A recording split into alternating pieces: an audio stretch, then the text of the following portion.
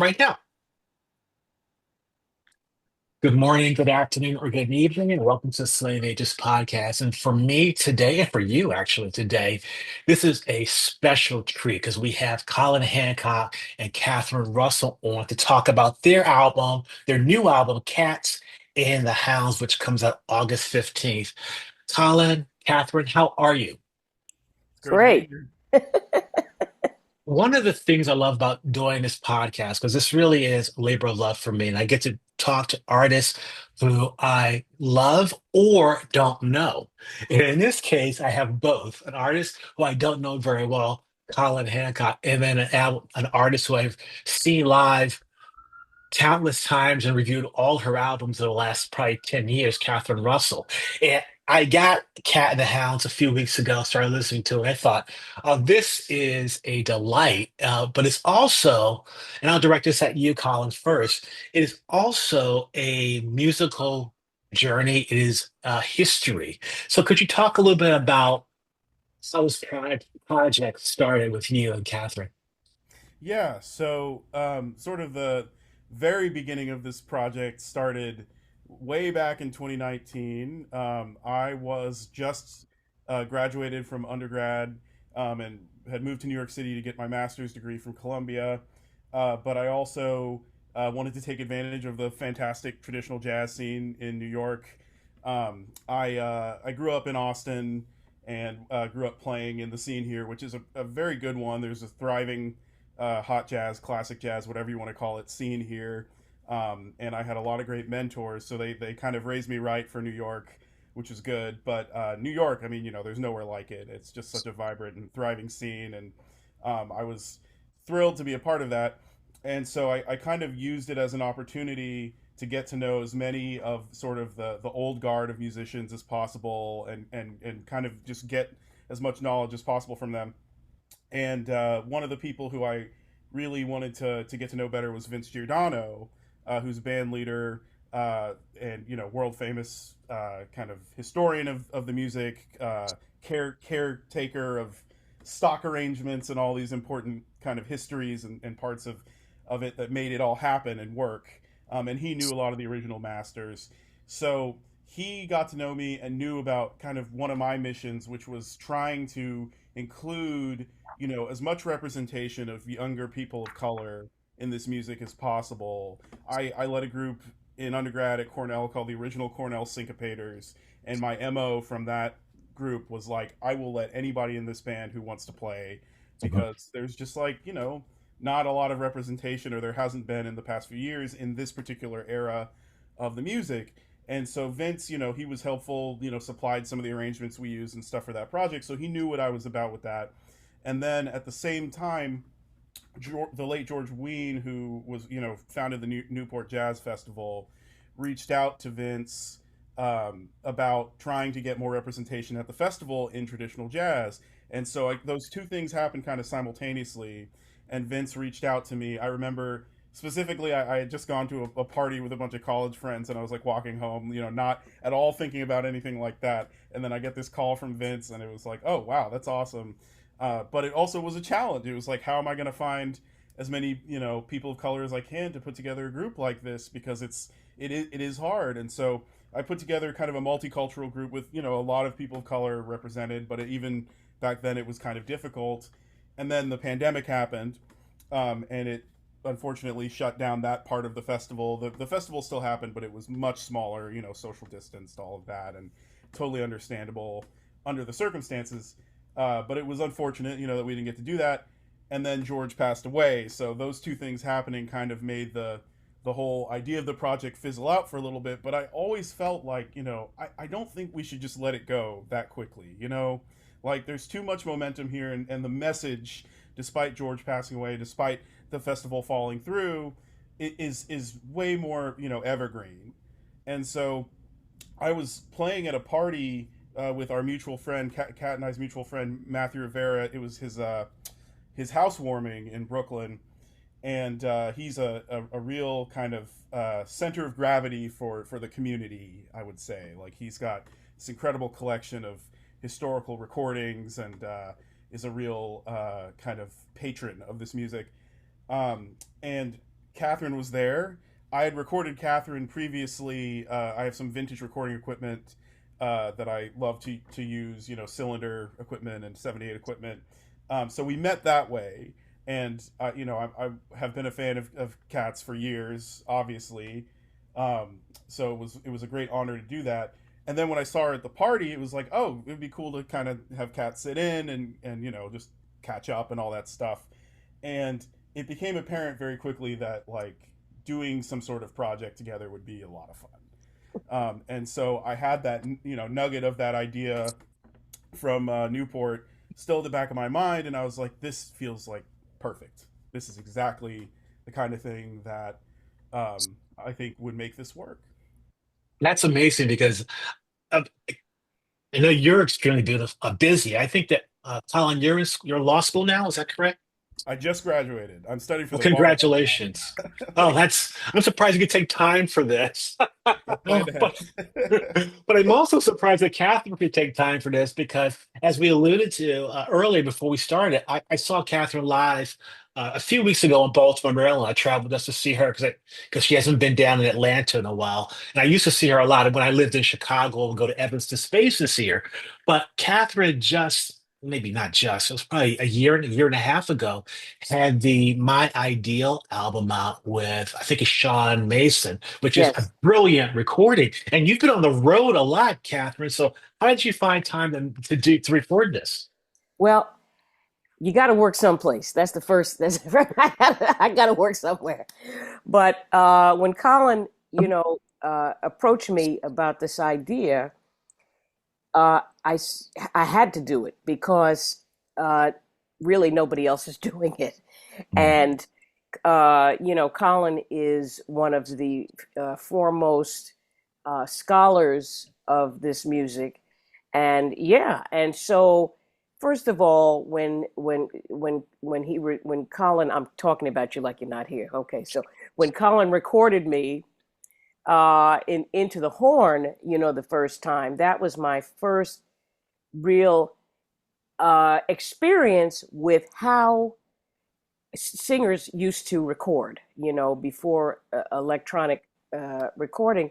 And man, was that an education for me? I thought, wow, this takes a lot, man. This is so, it just gave me a lot more respect for Bessie Smith and all of those artists of that era that recorded that sounded so great. Like, how did they do that, first of all? And then you have to just get it in before under 3 minutes and all that stuff. And then sometimes, the things don't go well, and then you got to throw out the cylinder and use another. I mean, it was a whole education. It was like school, like compressed school that I was in. And so, and just the care that Colin took in that process just made me, it just fascinated me. So then when, as I say, when Colin came to me with this project, I said, well, yes, a group of African American musicians recreating and paying homage, not really recreating, but paying homage to this era of music, which I love anyway, because I have recorded a bunch of this kind of stuff, and I love the research, and I love the blues artists, the blues singers of the 1920s and their songwriting. So when he approached me, I said, "Well, yeah, I kind of have to do this because if I don't do it, somebody else is going to do it. I got to do it. So yeah, I want to be the one to do it." So we had a ball. We just had a fantastic time doing it, and I just learned so much from Colin. I mean, you corrected me on lyrics that I was just couldn't understand some of the lyrics, and Colin was like, "No, these are the lyrics. No, no, that's wrong. This is right." So I love to learn from people that know more than me, and and dive deeper into the history. I love it. Well, you both really are jazz historians, and you both have a connection, a blood connection to jazz. Catherine, me, of course, your father and your mother, and Colin, your father and your mother as well. And you've both studied jazz. and you both also have such diverse musical backgrounds. I want to talk a little bit about, and I'll ask you this first, and I'll get to Catherine. How did you come about the song selection for this wonderful album? Oh man, I mean, it was simultaneously really fun and also a little bit complex because there's such a wealth of material that you can choose from, and I know like a lot of people kind of have their caveats or whatever about early recordings of early vocalists, but if you actually have listened to the material enough, you realize that there's so many amazing vocalists to pick from. It's not just Bessie and Ethel Waters as amazing and rightfully on the pedestal that, as they are. I'm actually leading an Ethel Waters tribute at a festival in England later this year, which I'm having the same thing of having to pick the material again. It's interesting, but uh, we I came into it wanting to find variety, because kind of like we say in the notes of this, like there's not just one blues, there's not just one approach to this, and I think that a common mistake, which is a hard one to remedy because you can't teach jazz history in one class, it's impossible, but I think in jazz education, it's a little bit formulaic sometimes about this era.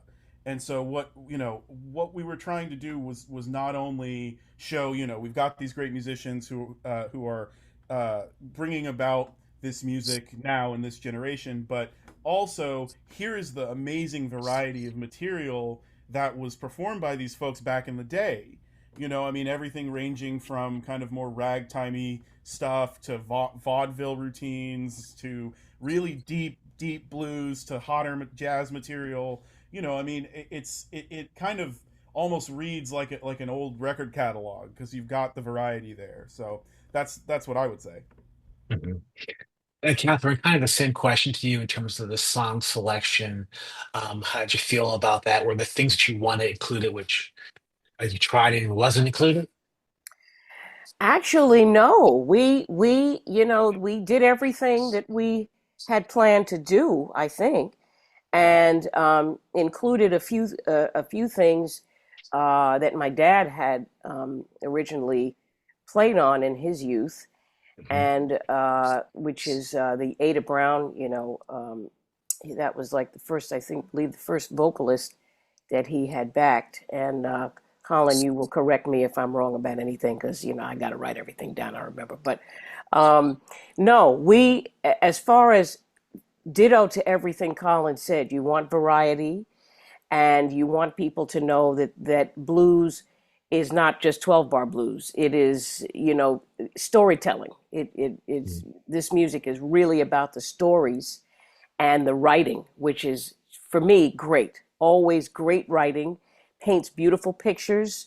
You can see the train leaving the station. You can see, you can talk about love so many different ways and loss, and then also include the history of the Great Migration of people going from the South to to Chicago, going from, all it's all in these songs, and and the melodies are fantastic, and they're fun to sing, they're challenging to sing, so it brings me to a place of, as I was kind of alluding to before, of the strength of these women, the strength of these artists uh, who are singing this material.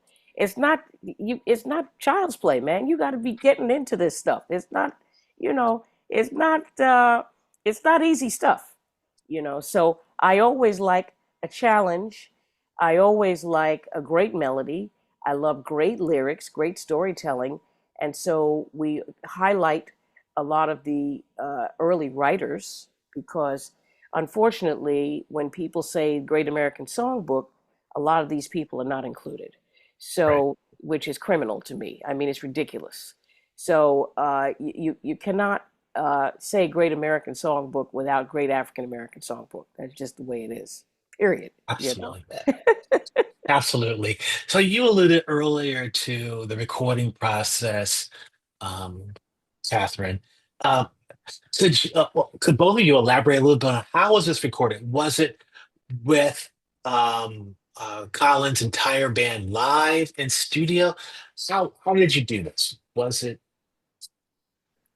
Catherine, do Well, you want? we pretty much uh record, we rehearsed in a room, right, all together. So, and we recorded all together. So that's the way that you get the spirit. You can't just do somebody in this room and did that at different times and things like that. So we recorded as a band, and of course on modern equipment, in a modern studio. But I always really insist on recording as a band because, for the energy and the interplay between the musicians. Otherwise, you know, it sounds like that. It sounds like Mhm. you just did it. I did it today, and somebody did this yesterday, and then they came in and put drums on the other day and stuff like that. So this isn't that kind of thing. So Mhm. we did it all together. Yeah, very good. Colin, who produced the album? Did you produce it? Yeah, I was the main producer, although Paul was also a producer, and Scott Athan Yeah, was a wonderful. producer as well. But I just in terms of like kind of curation, I guess I sort of was the main person there. But Catherine was super helpful too. And what room did you record it in? What studio? Sear Sound. Oh, wow. Okay, wonderful. What wasn't that Donald Fagen's studio at one time or something? I don't remember. Um, Well, no, he recorded really at Clinton, and then Uptown. He had a studio uptown at the, Uptown. yeah, on the Upper East Side, which the name escapes me right now. But yeah, I don't think Sear was his main studio. Okay, and that was recorded to Pro Tools. I believe so. Mhm. One thing to kind of bounce off of what Kat was saying about performing together in the same space. One of my favorite experiences of the whole thing was when we were rehearsing Elevator Papa, Switchboard Mama, and we all actually came together into the main room with Jerron and Kat kind of facing John Thomas and myself, and it was one of those things where everybody was with it from the beginning. Like everybody knew what they were going to do and were supposed to do, to the point where then they could just do whatever because it was just like natural. And I was just listening. Like, I mean, you're always listening as a musician, but I was really listening at that moment. Like, and I just remember closing my eyes and listening, being like, this is pretty much what it would have been, back in the day. And I think, just kind of to bring it back to what Kat said, I think that happens when you're together like that in a Mhm. space and recording together, because that's how Yeah, things well, are. that's an interesting example too. That was on my list, one of the songs I pulled out to talk about. So we'll have to jump to some of the songs. And you mentioned that was a duet with Jerron Paxton. Where did that song originate? Because I'm not familiar with it, but the Um, last one's not familiar with. Yeah, so like I said, we were trying to kind of show the variety of stuff that you would have heard back then, that would have been under the umbrella term blues. And two of the artists that were among the most famous of the time, they had an exclusive contract with the OK Company, which was one of the top companies marketing towards African Americans at the time. Was this husband and wife duo, Butterbeans and Susie. And they were, famous for touring in vaudeville, and for their recordings. They recorded in New York. They recorded in Chicago with Louis Armstrong's Hot Five. It's people sometimes forget that they recorded with bands. They recorded in, I think, Atlanta with Eddie Haywood Sr., dad of Eddie Haywood Jr., for OK. And then later in the 20s, when they switched from the horn recording to microphone recording, they did more recording in New York City in the ritzy studio there. And I believe it was James P. Johnson that was the piano accompaniment on that recording. So it was a routine, maybe something they did on the stage, maybe just worked up for the recording. We're not totally sure.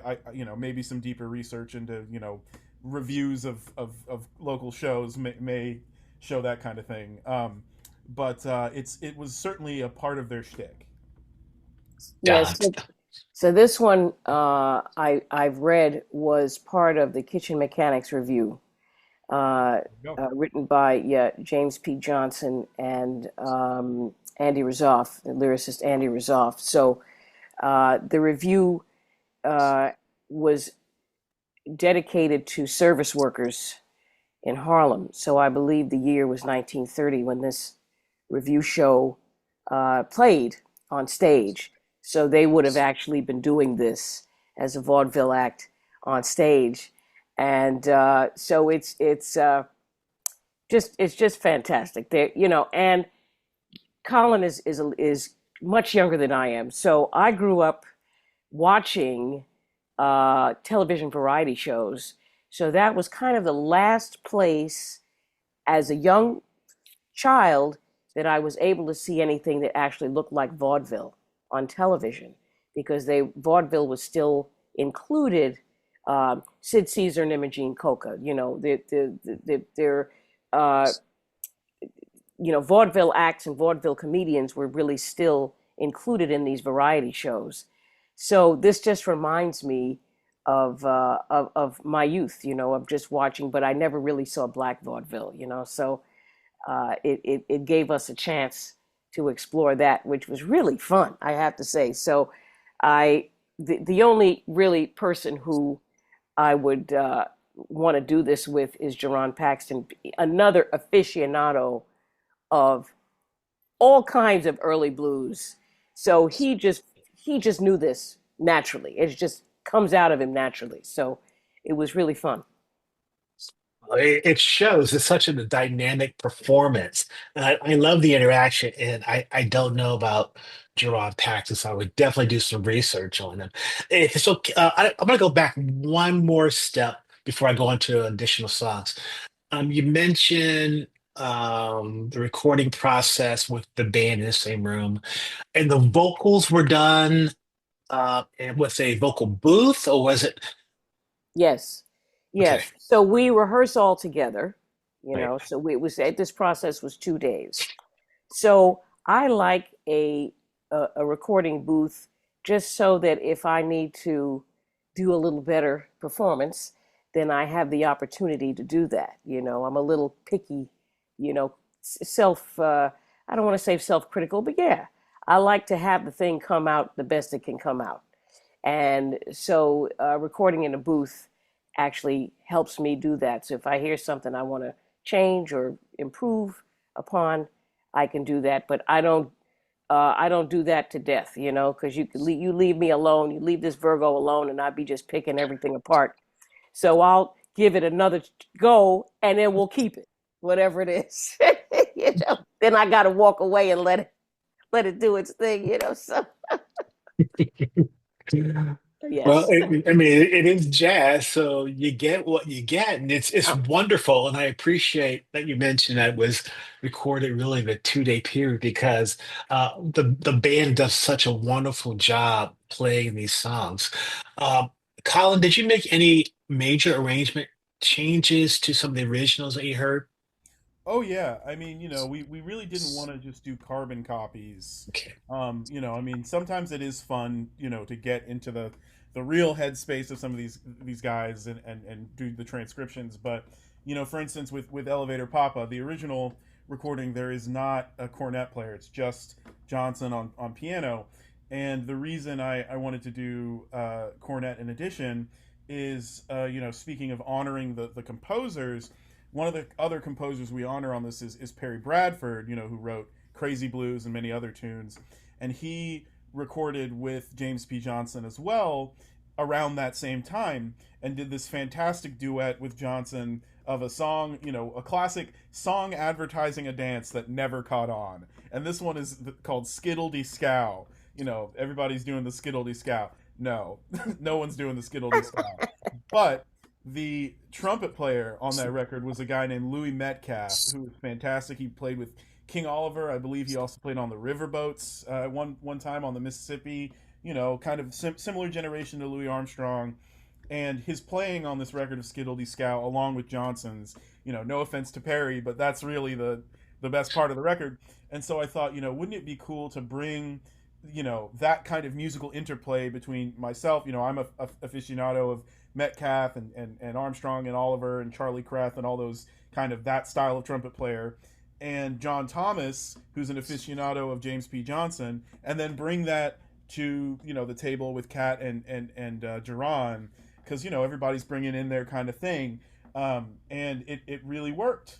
And so with the other arrangements, it was sort of a similar thing. Like on Everybody Mess Around, the original record is just trumpet and piano. Well, we had the whole band, and I figured, well, we haven't heard Evan Christopher play soprano sax on this album. It could be cool to hear him do that. Maybe you just give it a different texture. Oh, we're the original record of Carolina Shout by the band has no piano solo, but the piano solo is famous. Why not put them together? That kind of thing. So trying to take some artistic license with that in the style and with respect to the masters was kind of my approach with it.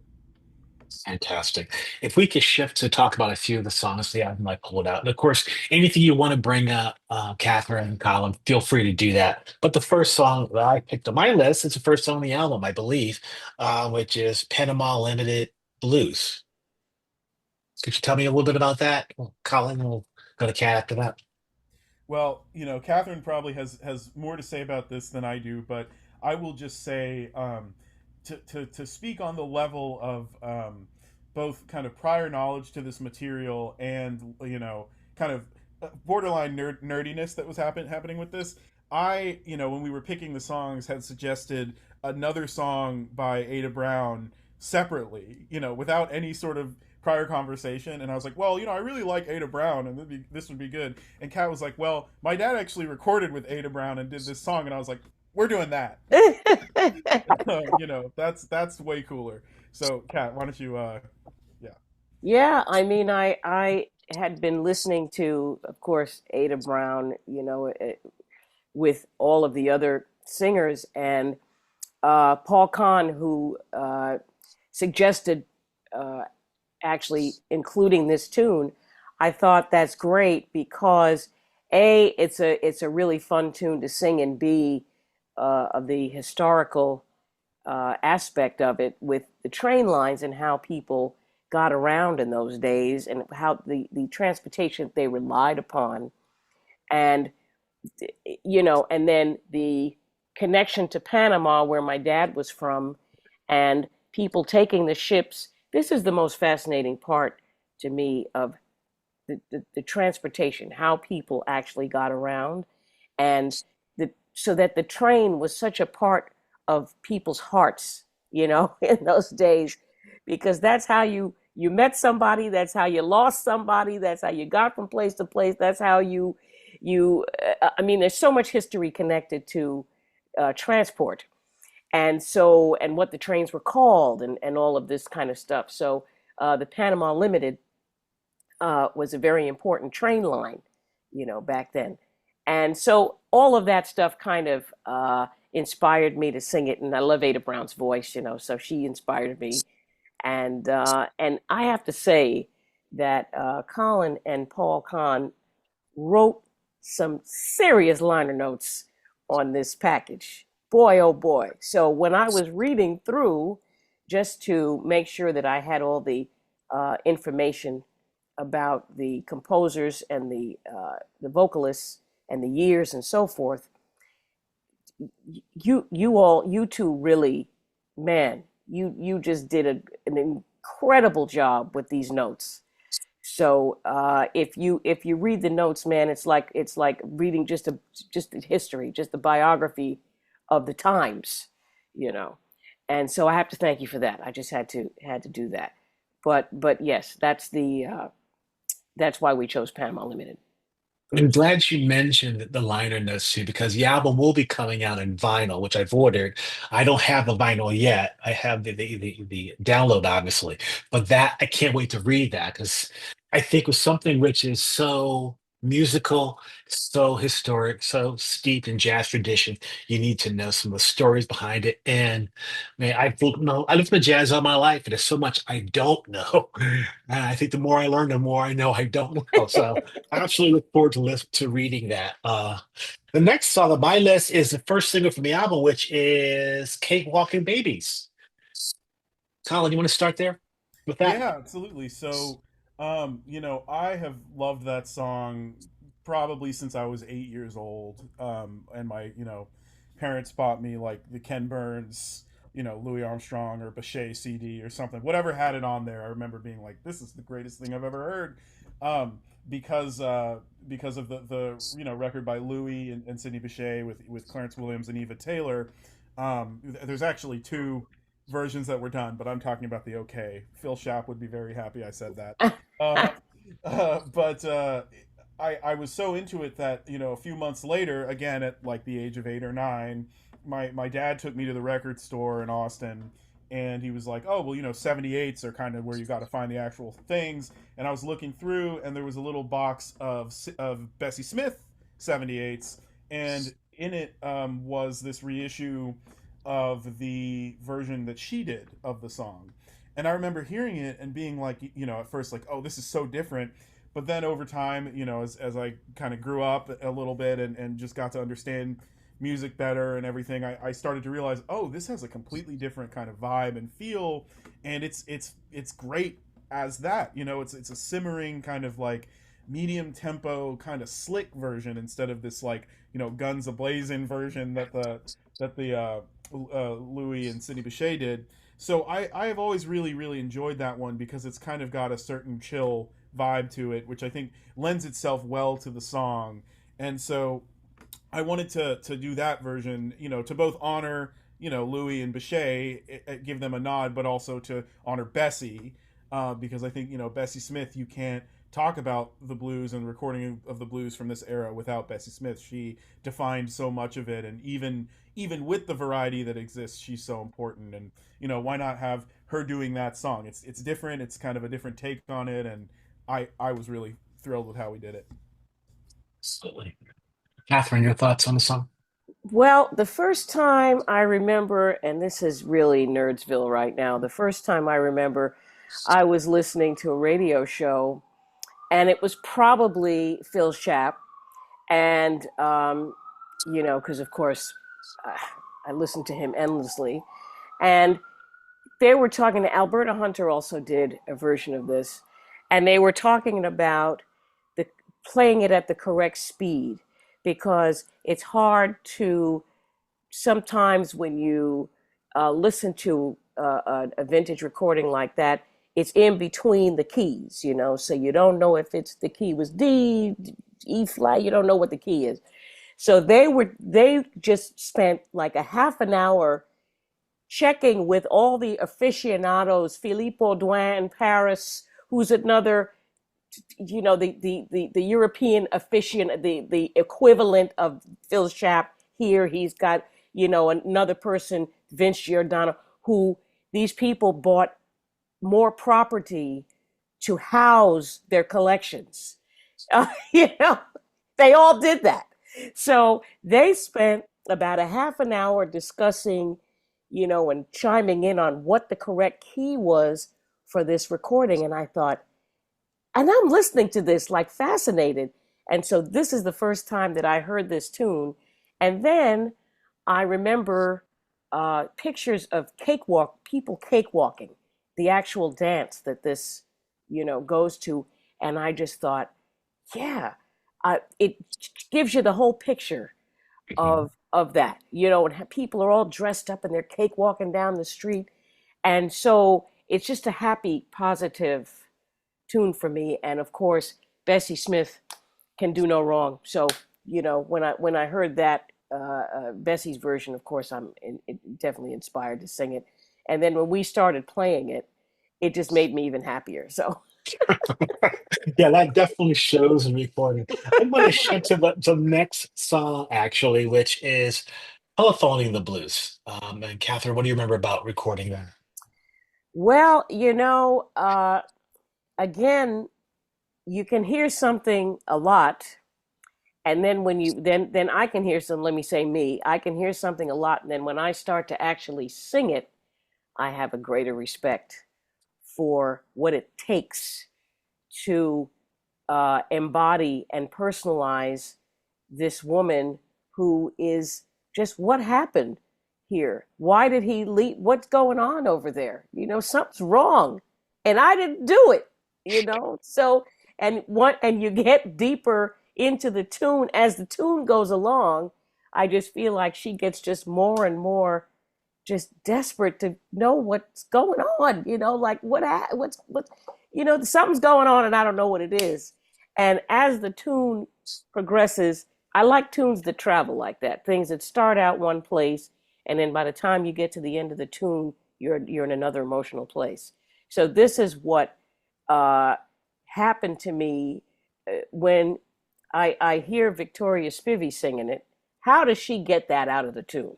So when I hear these great artists, I'm like, how do they get that emotional connection, out of something, out of the story? And so that's what inspires me to find my own journey through it, and just how they bend the notes and how you could feel emotion just from what you do with a note is really fascinating to me. So I absolutely loved this choice, uh, and just going back to the telephone, and come on, operator, where's my man, which we don't know anything about today. So you're really taking something and bringing the period to it through the story. Yeah, it's a delightful song. It's probably my favorite song as of today from the album. Thank you for that. Colin, anything to add? Oh yeah, I mean, that one is so deep, and I loved working on that one, from an arranging standpoint because it's a great example of how even a 12 bar blues can be extremely complex and deep. And I mean, Cat's already talked about the lyrics, which is its own amazing part of it. But then the other thing was like, I try to put myself a lot of times in the mindset of the underrepresented folks who made these records possible. And one of the key kind of factors of that are the African American recording engineers and promoters from the time period who were marketing this stuff to black audiences. And so I was thinking, how did a standard 12 bar blues get marketed? What were the things? And, how would it have been done with somebody like Victoria Spivey? Like, she was from Texas. And I thought, well, if a Texas band was doing this from back then, an African American Texas band, how would they do it? Well, Troy Floyd had the most popular African American Texas band. I actually knew the son of the trumpet player in that band and interviewed him. And when I interviewed him, I was talking to him about a blues 12 bar blues record that they made, and he said, well, people really liked the trombone with the bazooka mute. It's kind of like a kazoo style straight mute on the trombone, and that was really popular. And I thought, that's a sound that did not really continue after the 1920s. See, that novelty, but still with the blues, still serious. And so I saw that our trombonist Dion Tucker had a bazooka mute, and I said, "Man, you have got to use that." And he was like, "Really?" And I was like, "Trust me." And it's one of my favorites on the album too because it is that deep and that realistic. And if you commit to it and you really are honoring what these guys did, I think it shows. And I think, yeah, for a standard 12 bar blues, it's a really deep one. Yeah, it's wonderful. What about Gypsy Blues, the instrumental? Oh yeah. So picking the instrumentals was tough. Like I said, there's so much material to choose from. There's already been like 5 songs. I'm like, oh, we could have done this. Maybe on the next one, we'll see.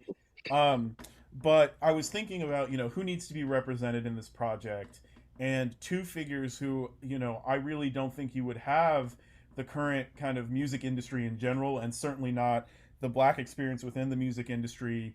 As it is today, without our Noble Sissel and Eubie Blake, Sissel and Blake, and that's really because of two things. One, Noble Sissel was a member of the Harlem Hellfighters band with James Reese Europe, and he helped to popularize a lot of those singing styles internationally, and then brought that fame back to New York after the First World War, the Great War, and kind of helped to bring a lot of sounds of African American music to a broader audience. And then the two of them got together and did this show called Shuffle Along in 1921, which was I don't think it was the first on Broadway African American show, but it was one of the first of note. And really, Terry Waldo, who was a pupil of UB Blake, said it best, which is, it kind of brought sentimental music performed by African American artists into the limelight. Not just blue stuff or hot jazz performances, but also ballads and things like that. And so I thought, okay, we're representing Bessie Smith, Perry Bradford, all these people. Well, Sissel and Blake are important. And then selfishly, I'm a member of Alpha Phi Alpha Fraternity Incorporated, and Noble Sissel was a brother, so I was like, I want to represent that too a little bit. So I was like, okay, let's get a little Sissel and Blake in here. But how about some of the more obscure tunes? And Gypsy Blues, I'm part Romany. Gypsy is another term for Roma. I thought it would be cool to include for that personal connection. And then Serenade Blues, which is kind of the second one in the medley. I actually identified that song recently on a record by a college band that just says medley. It doesn't have the titles, and I figured out it was Serenade Blues, and so it's been on my mind. It's just such an obscure Sissel and Blake tune. I was like, I don't think anybody's played that since 1923. So let's incorporate it. Why not? Let's honor these guys. So that's where I had the idea for that. Yeah, it's also delightful. Love the song. I'm going to jump to. We talked about elevator pop already, so let's jump to West Indies blues. And Colin, if you could start there.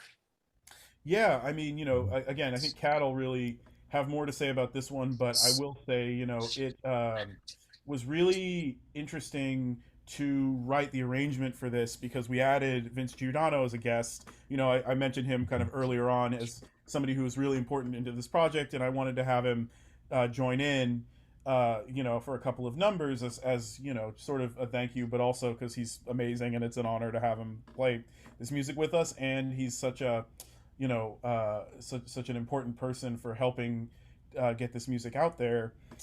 So rather than just being a carbon copy of the Piron Orchestra versions of this, because this is an AJ Piron tune, or at least associated with Piron, I figured, why not kind of write it around having this new instrumentation, maybe include some of the basic foundations of the arrangement that you would have gotten if you had purchased a stock, but let's make it, actually ours. And, also maybe a few nods here and there to some of the Caribbean ties to this song, rhythmically or in patter or things like that, because that's such an important part of this. Great, Catherine. I wasn't familiar with this tune or Esther Bijou, and so I was just so happy to learn about this tune, and then kind of, you know, able to use kind of a light accent, because I was really raised Panamanian Jamaican. My grandfather was Jamaican, and on my father's side, so I was raised that way. So just just the fun of being able to sing that tune, and then I just think it's just a great tune and great fun too. So I'm just so glad that Colin, that you chose that. And the history, I mean, you see, this is why this gives me hope, because the history is so deep with this music. And so I'm continually loving to learn more about it, you know. And then also the whole Marcus Garvey movement, So it's really interesting to sing about that, because my grandfather had something to do with presenting Marcus Garvey in Panama, and then they got into a whole thing because Mr. Garvey didn't think that my grandpa uh, uh, uh, charged enough for the people to see him. Wow. When he presented him, so it turned into a whole thing.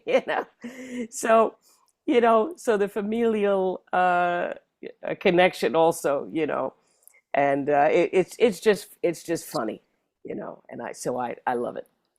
Great, thank you. The last song from my list is Going Crazy with the Blues. Catherine, could you talk a little bit about that? Well, Mamie Smith, did so many great recordings, and I wasn't familiar with this particular tune, but um, I had recorded Crazy Blues on another recording with Vince Giordano that he did for the Boardwalk Empire series, Volume 1. So learning about this tune was really great. And also the story, again, the stories, it's a really well written tune. And so you just picture a woman,